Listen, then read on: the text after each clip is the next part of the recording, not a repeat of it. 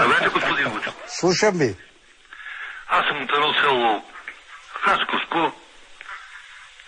Казвам се Али Мехметов съм. Всяка вечер, всяка събота, ние сме 8-9 души пенсионери. Слушаме вашето предаване, което направо за нас е разкошно.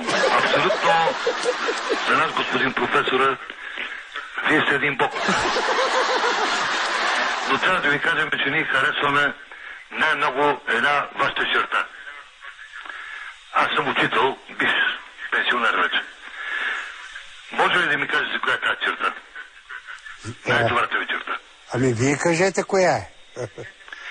Тази, която ви разделя задника на две части. Тъмън се зарадва човека.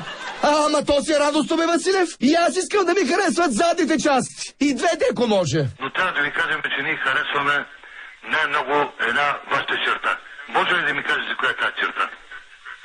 Най-добрата ви черта. Ами вие кажете коя е.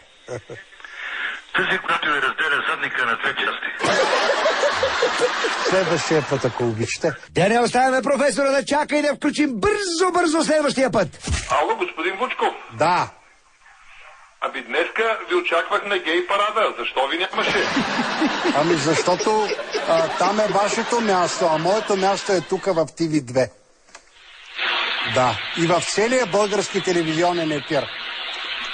Айде сега върви да чишкаш. Професорът е доста благосклонен към тези зрители.